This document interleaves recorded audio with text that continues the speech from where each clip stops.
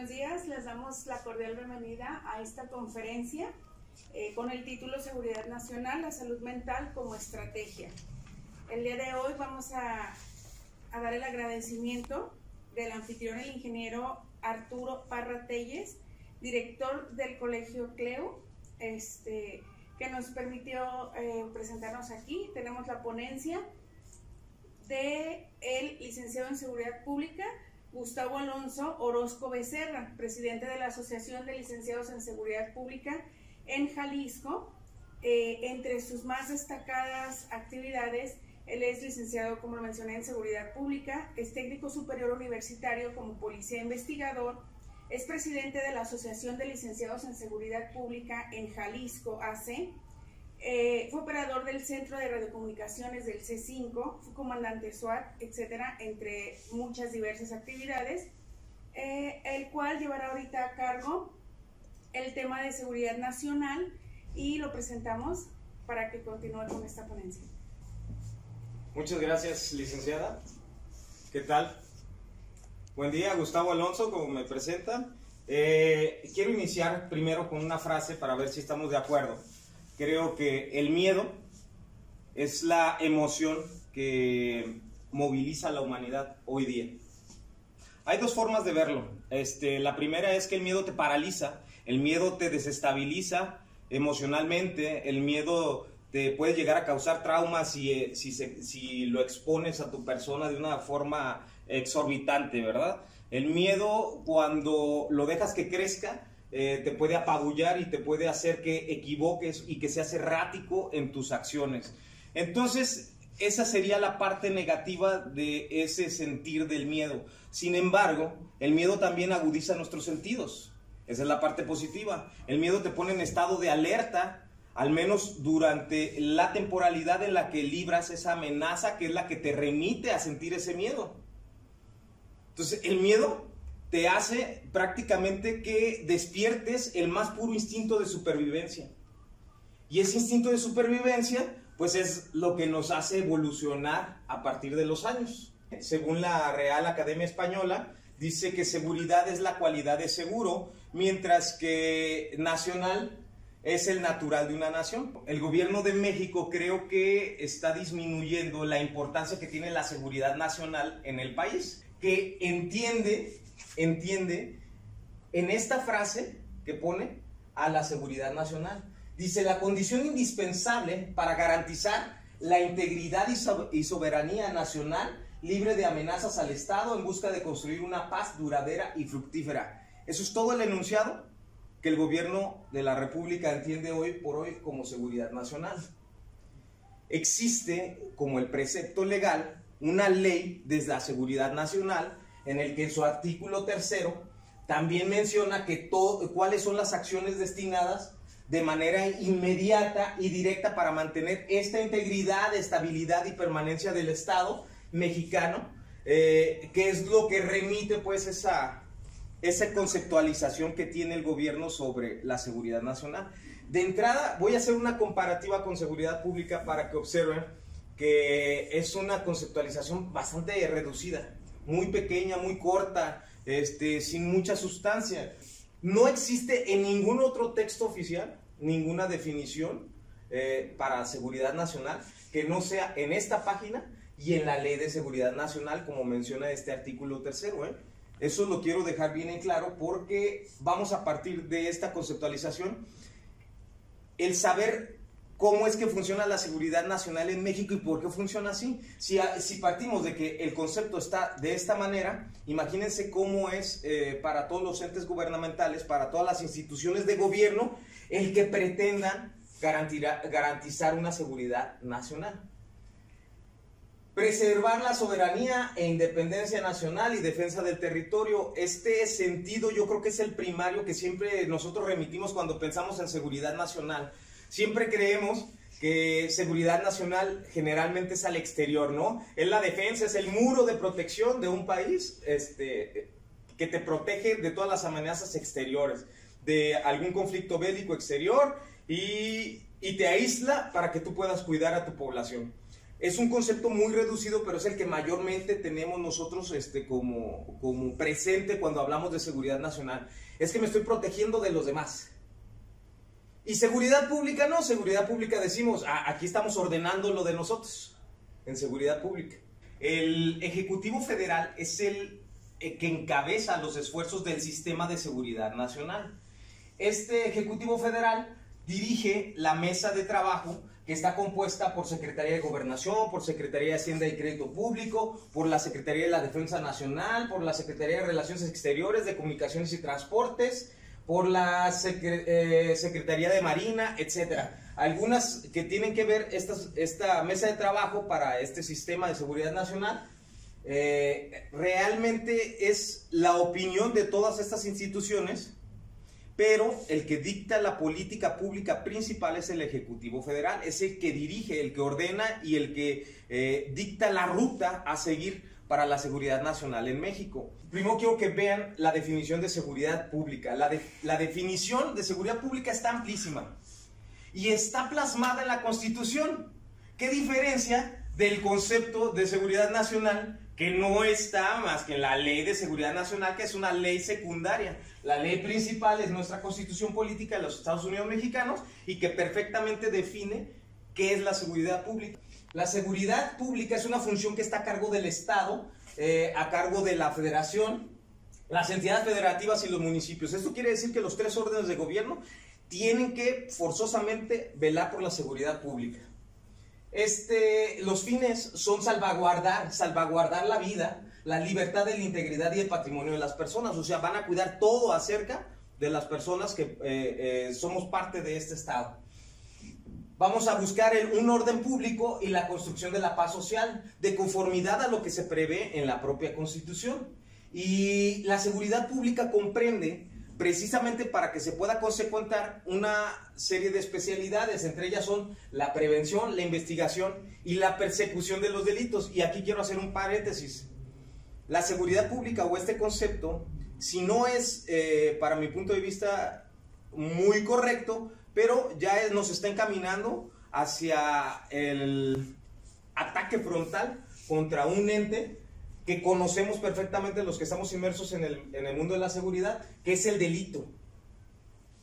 Seguridad pública es igual a combatir delito. ¿Cómo? Con su prevención, con su investigación y con su persecución. Pero ahorita vamos a observar a lo largo de la exposición que la premisa que se expone en el título de la conferencia creo que rebasa a la persecución del delito. Las amenazas a la nación. Vamos a regresar un poco. Seguridad nacional. Pensamos de repente que seguridad nacional es generalmente los conflictos bélicos, cuidarnos de los extranjeros, pero no. Hoy por hoy, en la actualidad, ha evolucionado tanto la civilización mundial que hoy por hoy las amenazas son muy distintas, no todas son bélicas, y algunas, el mayor poder que se puede tener es un clic en un teléfono, en una computadora, para un virus, una bacteria. ¿Amenazas creen ustedes que perfectamente podría aplicar que una amenaza biológica es cuestión de seguridad nacional? ¿Creen ustedes que podría ser? Hoy tuvimos COVID. Sí. Tuvimos COVID y cómo deprimió los sistemas económicos de distintos países en el mundo. Los deprimió y llegó a hacer que sufrieran cambios tan drásticos como para incrementar su tasa de pobreza, pero en niveles exponenciales. Entonces, creo yo que perfectamente las amenazas biológicas a nivel mundial forman parte perfectamente de lo que nos tenemos que cuidar como país, como nación. Entonces, seguridad nacional ya no se va a remitir únicamente a esa problemática de los conflictos bélicos, porque hoy por hoy observamos que los conflictos pueden ser de muchas formas y características distintas. Las amenazas de carácter económico. Estas criptomonedas que creíamos que no iban a afectar la economía mundial, hoy por hoy la están afectando y ponen en riesgo a bancos que tienen, entre comillas, sus reservas aseguradas para lo que están representando ellos económicamente a nivel mundial. Sin embargo, las criptomonedas ponen en jaque por esas transacciones que se hacen de manera virtual cuando todos sabemos que la criptomoneda pues es una moneda que no tiene ningún respaldo real financiero, que es una fantasía que estamos creando de manera virtual y que solamente se respalda por la demanda que tenemos hacia con ellas. Lo curioso pues es que también representa un reto muy importante en cuestión de seguridad nacional para los países, porque el creer que no te va a afectar un sistema informal económico mundial, creer tú como país que no te va a afectar, es ser inocente y es creer pues hoy por hoy en que la evolución tecnológica nunca te va a alcanzar. Claro que te va a alcanzar, te puede alcanzar, rebasar y pisar en el camino. Entonces, hoy por hoy seguridad nacional también tiene que ver con economías informales, como en este ejemplo que estoy poniendo. Castigo y las sanciones impuestas de un estado, de una nación a otra nación, te están condicionando a que no te van a dar o no te van a comprar cierto recurso natural que ellos normalmente adquieren o compran, o que generalmente te están otorgando. Sabemos, es el caso, por ejemplo, de Rusia, Ucrania, que está restringiendo el gas natural a diversos países, sobre todo en la Unión Europea, y los ponen en jaque, ¿verdad? Los ponen a pensar y a temblar porque les están restringiendo este recurso natural y los pone en conflicto a nivel nacional y los afecta a tal grado que pone en riesgo la soberanía de su país, incluso. ¿Por qué la soberanía? Porque otro país te está condicionando a ti a que hagas lo que él quiere que tú hagas, si no te va a castigar con cierta recurso natural o con cierta situación económica, y a ti te va a poner a que veles por sus intereses antes que veles por tus connacionales. Entonces eso es muy complejo.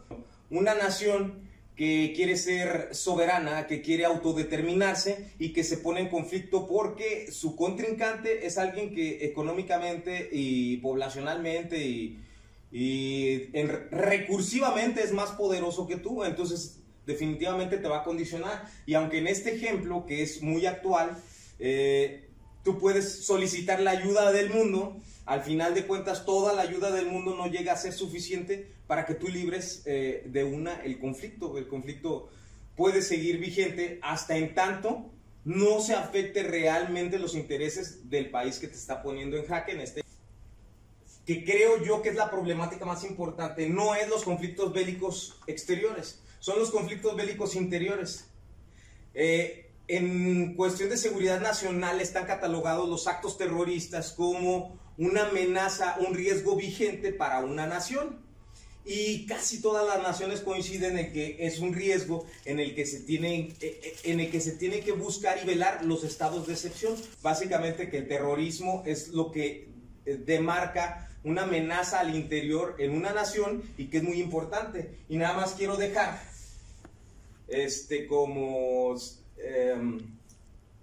a manera de reflexión cómo consideramos en México al narcotráfico. Lo consideramos como grupos terroristas. Sé que de entrada en México negamos mucho el terrorismo y decimos que el narcotráfico no es terrorismo. Y como no lo catalogamos como terrorismo, no lo atendemos como terrorismo. Y ahorita vamos a ver en qué consiste un poco esto.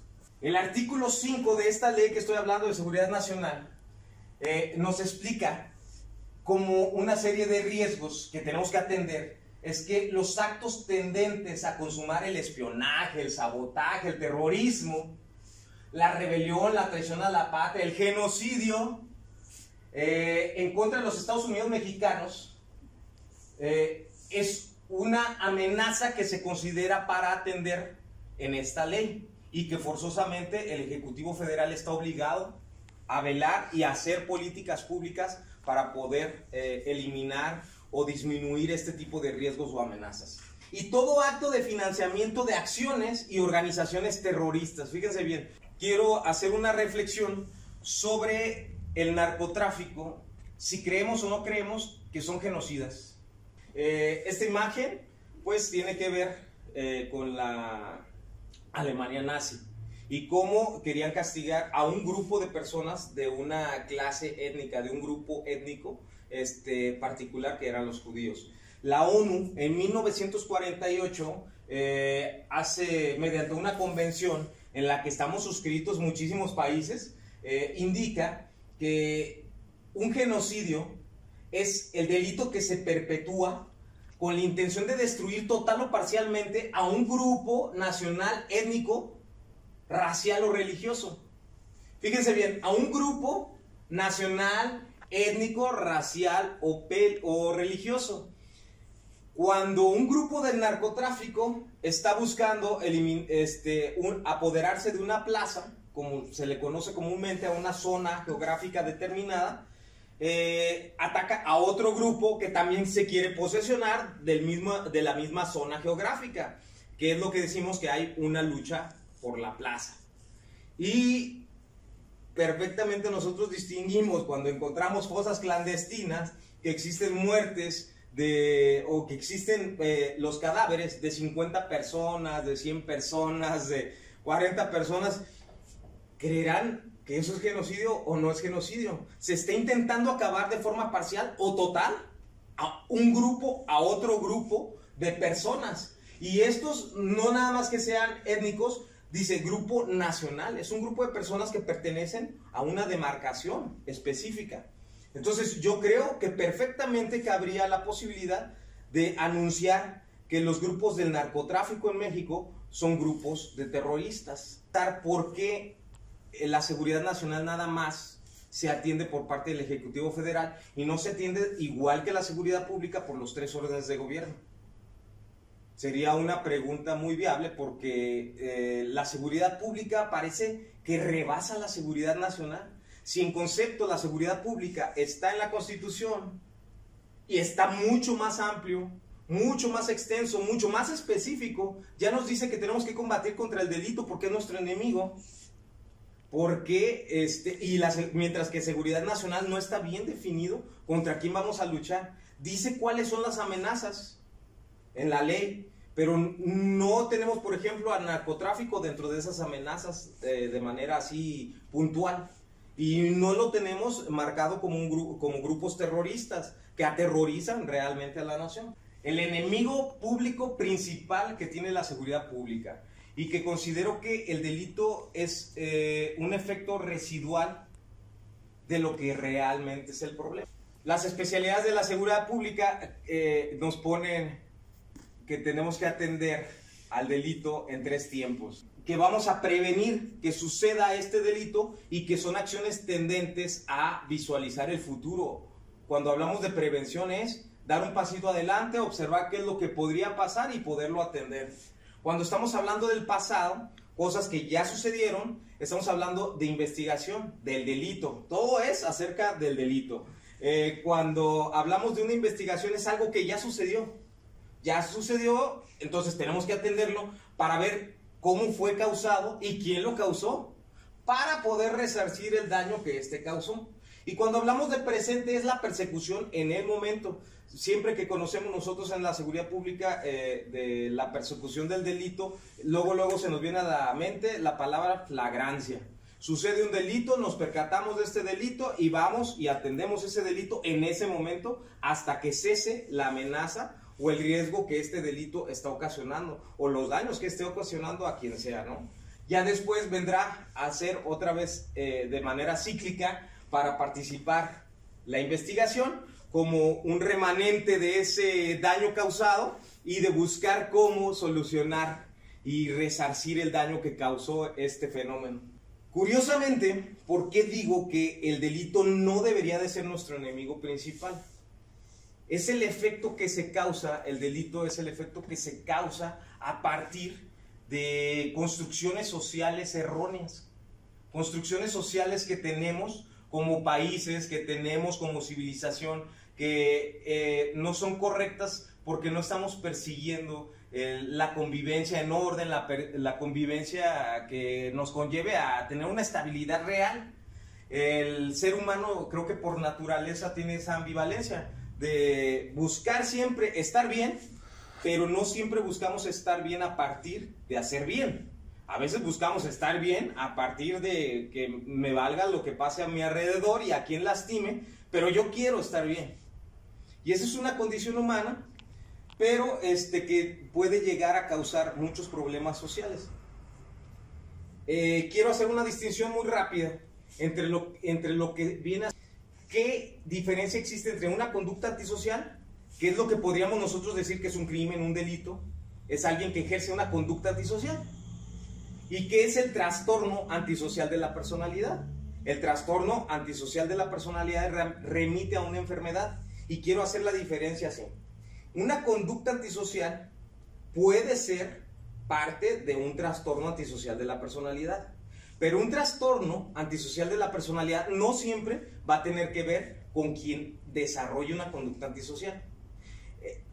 Este ejercicio es tan sencillo de entender como esto.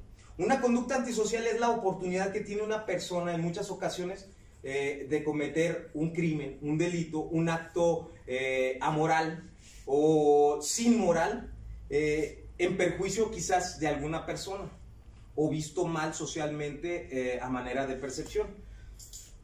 Una conducta antisocial puede suceder cuando se desarrolla una marcha de personas, alguien rompe un vidrio y los demás creen que no hay problema y empiezan a romper los demás vidrios. Una persona que nunca en su vida ha cometido un delito puede llegar a cometer un delito o un crimen a partir de ver que alguien lo ejerce y no es castigado, simplemente por ver esa oportunidad en la que no existe un castigo inmediato y desarrolla la conducta de manera inmediata porque sabe que no va a existir alguna consecuencia sobre el desarrollo de esa conducta.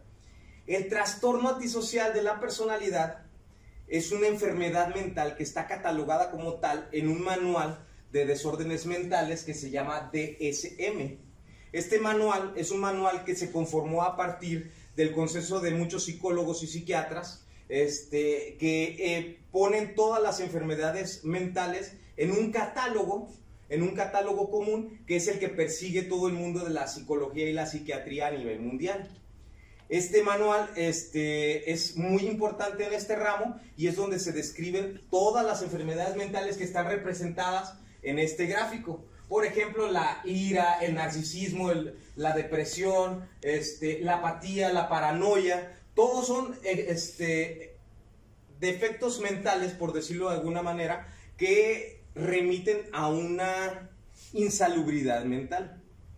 Entonces, para cerrar un poco esta parte y que se entienda mejor, un trastorno antisocial de la personalidad puede ser un defecto que tenemos que lo transmitimos en una conducta antisocial, pero está de una forma particularmente bien definida en este manual de desórdenes mentales, porque no cualquiera tiene esta enfermedad. Es una enfermedad como muchas que existen y patológicamente está muy bien descrita en qué edades se desarrolla esta enfermedad y de qué manera se traduce.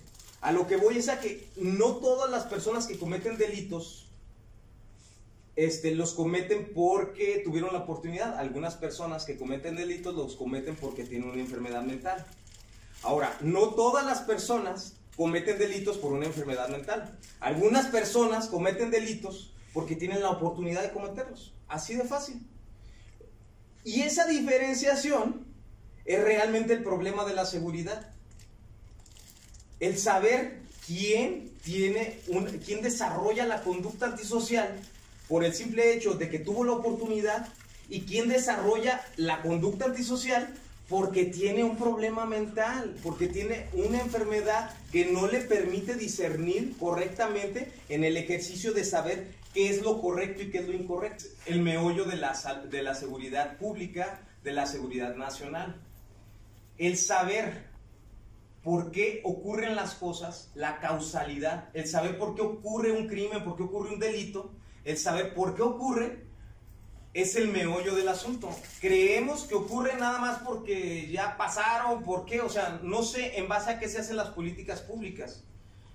Yo creo que se deben de hacer las políticas públicas a partir de conocer realmente el por qué suceden estos antijurídicos, estos efectos antisociales, como son los delitos y como son los crímenes que se cometen. ¿Por qué suceden? O sea, porque si yo voy a atender a el enemigo público número uno, que es el delito en México, pues tengo que saber por qué sucede este delito. Y este delito sucede a partir de que las personas tienen la oportunidad de cometer, gracias.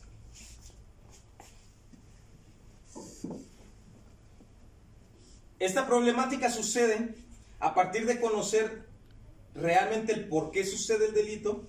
Una, porque se tuvo la oportunidad, otra, porque realmente existe una deficiencia a nivel mental que no te permite discernir entre lo que deberías de tener que hacer y lo que haces realmente.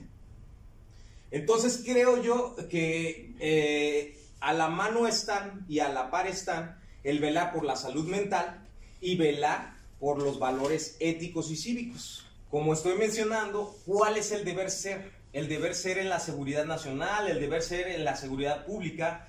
En la seguridad pública nos dice que es la atención del delito. En la seguridad nacional nos dice que es defendernos de ciertos tipos de amenazas y que prácticamente las amenazas las remite a amenazas externas, no a amenazas propiamente internas, y que eso es lo que se devela en la ley y que eso es lo que está inscrito por gobierno federal.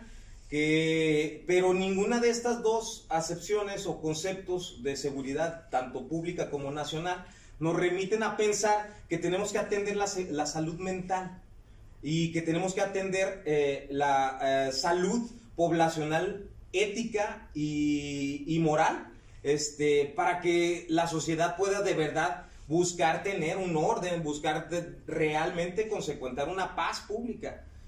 Estados Unidos tiene un problema más grave de salud mental que muchos países del mundo y quizás esté asociado con su poderío económico y social que tiene precisamente ante este mundo. Quizás vamos a dejarlo como reflexión, que podría ser un efecto evolutivo natural, el que a mayor liderazgo que ejerces y a mayor recursos que expones y a mayor crecimiento y desarrollo, también se vienen mayores cantidades de problemas mentales y que te aquejan y que quizás te están trabando por ahí algún nivel cognitivo que te pone pues prácticamente en esa ruta de estar mal, de no estar bien, aunque tengas todo para estar bien. Perfectamente saber que la salud mental es cuidar como nuestro cerebro, ¿no? Perfectamente ahí se ve que las manos están en posición como de sostener, como de proteger a nuestro cerebro. Pero también estamos viendo en esta imagen que tiene como unos elementos ahí tecnológicos, actuales, no sé, quizás evolutivos, porque son las redes las que están ahí diseñadas, ¿no? Cuando estamos viendo todas esas conexiones, esos puntitos que podrían ser las sinapsis neuronales, no sé. Me gustó mucho la imagen porque hoy por hoy tenemos todas las herramientas para tener salud mental como población. Tenemos todas las herramientas para poder ofertar salud mental a nuestros compatriotas, a nuestros connacionales. Tenemos todas las herramientas y me refiero porque en tecnología tenemos unos avances tremendos. Nada más es que gobierno pueda observar que la atención del delito no es más que el fenómeno causal de tener un problema que se remite a salud mental. Eso es el delito, un efecto del no tener salud mental. El que remite una conducta antisocial, si lo hace por la oportunidad, hay que convencerlo que no lo haga. No tiene un problema de salud, sin embargo tiene un problema conductual. Y el que tiene la enfermedad hay que tratarlo, para poder hacer que esa persona esté consciente de que sus actos están dañando personas y que se forme esa empatía. También va de la mano con esta educación cívica, ética, que se debe de impartir en todas las escuelas de la República Mexicana para poder llegar a tener esa ventaja que nos haga sobresalir sobre otras naciones. Si nosotros pudiéramos aceptar que esta premisa de atender la salud mental debe estar primero antes que atender el delito, creo que tendríamos un cuadro más amplio de psicólogos, de psiquiatras y un alcance mayor en todas las escuelas, en todas las instituciones públicas, en todas las instituciones privadas, para que esté la atención constante en todas las aulas, la educación cívica y ética, para que esté esta formación constante y nuestras generaciones crezcan con mayor nivel de salud mental y que puedan precisamente ver que cualquier conducta antisocial que remitan va a causar un daño que les va a rebotar a ellos mismos tarde que temprano, y no nada más pensando en que les va a causar un daño porque los van a detener y los van a meter a la cárcel. No, porque vean conveniencias. En cuestiones de salud mental existen unos avances tremendísimos a nivel tecnológico, como que hoy por hoy existe un método que se llama neurofeedback.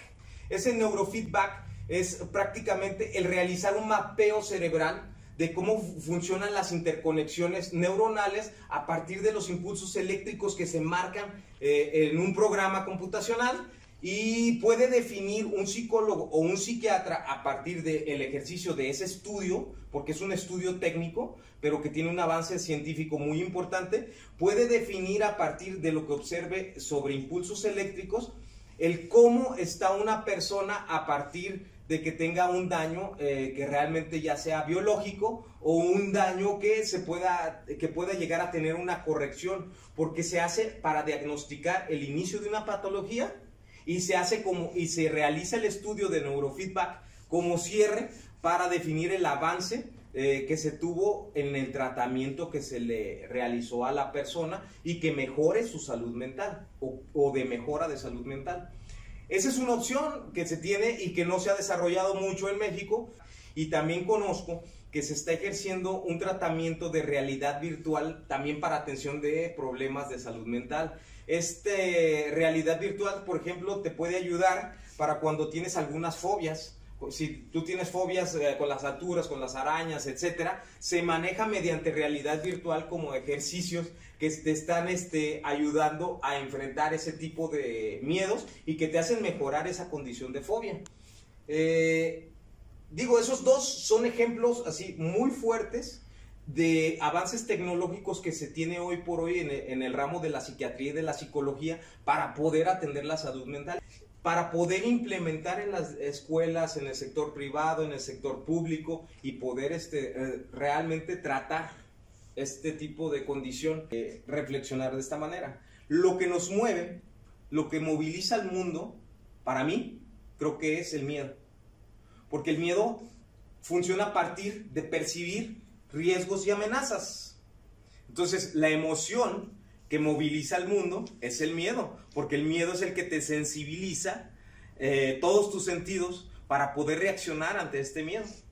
El miedo nos va a ayudar precisamente a mantener un estado de alerta en el que podamos, mediante las herramientas que tenemos a la mano, que para mi gusto deben de ser mayormente hoy por hoy las tecnológicas, y que podamos realmente avanzar evolutivamente en temas como lo es la seguridad nacional. Entonces, creo que la premisa, a mi forma de ver, se cumple en que la salud mental debe de ser la estrategia a corregir o la estrategia correcta a seguir para poder atender la seguridad nacional. Muchas gracias. Quiero agradecer de inicio a la Universidad CLEU, al director general, por permitirnos y por apoyarnos a hacer este ejercicio de conferencias que vamos a mantener en acuerdo con la universidad y la asociación LSP en Jalisco. Vamos a mantener este camino pues de intercambio académico en el que podamos fortalecer los vínculos, los lazos, pero también podamos sacar cosas que nos incrementen el valor cognitivo para poder apoyar a los fines que la asociación realmente va a remitirse, que es el de apoyar a realizar estrategias que hagan funcionar o mejoren la seguridad pública en México. La asociación LSP en Jalisco se compone por profesionales especialistas en seguridad, dentro de los cuales tenemos peritos, tenemos docentes, instructores, consultores de seguridad, capacitadores, y todos somos la mayoría una serie de servidores públicos y de compañeros que trabajan en el sector privado, que nos reunimos, que tenemos en común, que somos licenciados en seguridad pública, que tenemos esta especialización en ramas como la prevención, la procuración de justicia y los sistemas penitenciarios, y que tenemos la idea perfectamente definida en común para poder aportar algo a nuestra sociedad. Por eso nos agremiamos y por eso queremos compartir en las distintas universidades, en todas aquellas que nos den este arropamiento y que quieran intercambiar con nosotros estos conocimientos. Vamos a estar presentes y vamos a aportar lo que podamos, que esté en nuestras capacidades y que realmente son especializadas en este ramo de la seguridad. Muchas gracias a todos los que asistieron, les agradezco muchísimo. Muchas gracias a los que ven este video y los invitamos a seguirnos en nuestras redes. Por ahí las redes es colegiolsp.org, es nuestra página oficial. Nuestras redes en Facebook, en Instagram, TikTok, ahí vienen las entrevistas de nuestros compañeros, ahí vienen los trabajos que hemos estado ejerciendo y vienen los avances que vamos realizando como asociación, que estamos por transitar a un colegio de profesionistas, que al final de cuentas esa es nuestra intención, para poder realmente tener una voz mucho más robusta y poder aportar más a este estado de Jalisco y por ende a nuestro México querido. Muchas gracias a todos, muchas gracias.